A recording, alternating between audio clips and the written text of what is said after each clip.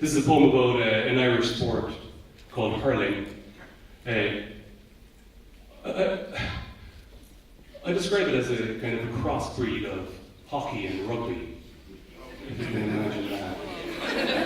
Yeah.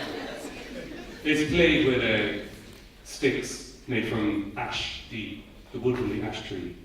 And this is a poem. It's a summer game, like cricket, you play it in summer. And then there's also games in the winter, but they're oddly kind of depressing, because they're out of season and it's raining and so forth and so on.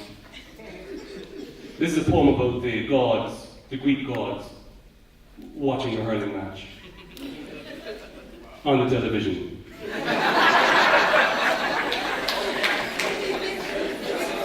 In the winter time.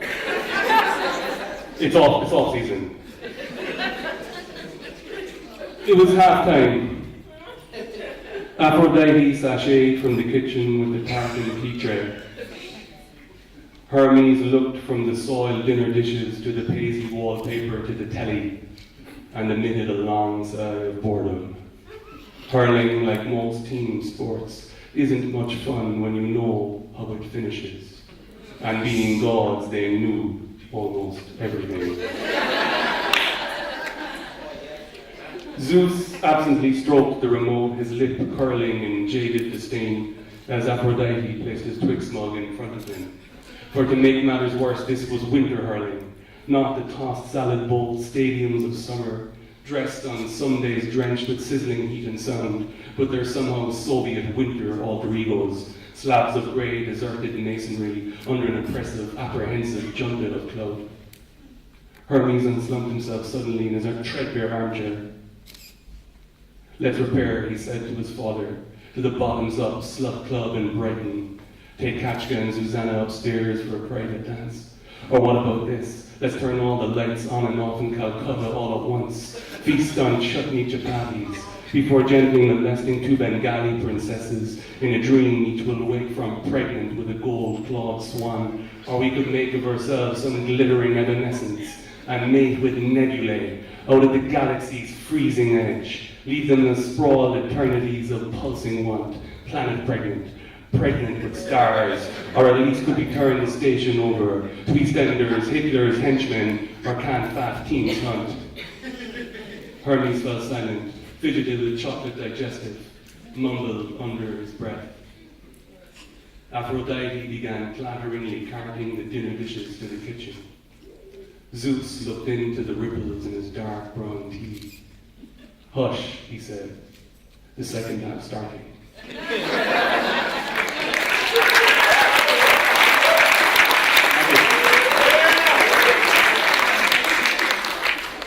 Fuck it, I'm going to do another hurling poem. That went down very well and very...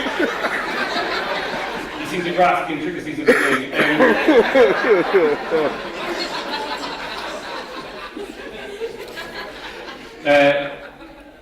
This is a praise poem for...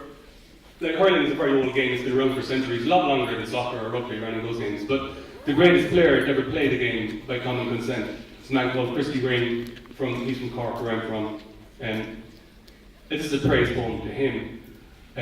You have to imagine the cross between Brian Habana and Rafael Nadal and Muhammad Ali all rolled into one, because he is like a folk hero as much as an athlete. And he died quite young of a heart attack on the streets of Cork. And the woman who passerby came upon him and nursed him into death was Patricia Horgan. And I mean that genuinely, she was the last person he spoke to. And this is a poem about carrying his body from the cemetery to the ancient resting places of the Celtic heroes of my nation. Aboriginal electrical, his great bulging eye, amid the stadium's temper, amid the furies and exultations of the great coated stands, as he lopes in a bull's diagonal goalward. Improbable balance of ball on broad boss, on his stick of ashy liquidity, that's rippling, eel-flexible, alive. And now his body, it is liquid too, an impressionist version of itself. As he slices the wall of tree defenders, pours himself through some improbable gap, and on the other side re-solidifies. Is it only in his own mind, the nearly underwater silence for his backswing, for his shapes familiar coiled into potential, for the glance, the pull, and the connection, and the cork-hearted ball becomes nothing at all, is too nimble, too cute for the eye, and the goalkeeper's beaten, and Clare and Tip and Kilkenny are beaten, and the terraces inhale themselves, and the air is vibrating in shock and in awe.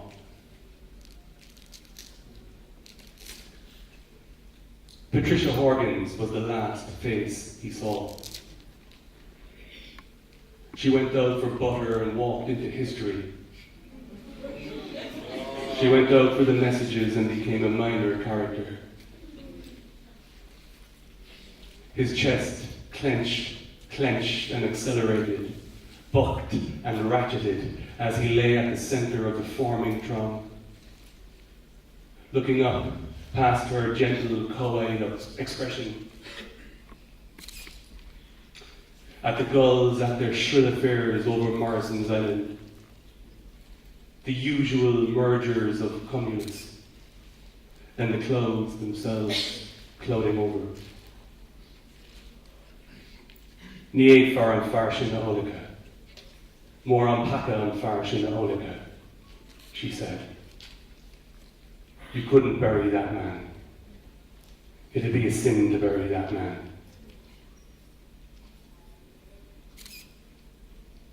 And to this day, I still can't bury Cristy Rain.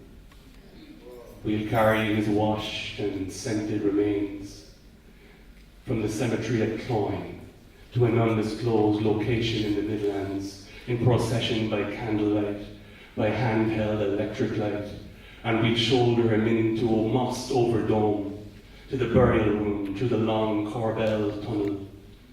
And in that chamber of musk and slow-tutting stone, lay him out on a bier of amethyst that's been carved, that's been scented with pan and with cinnamon, and on all sides the surprisingly petite skeletons of our ancestors.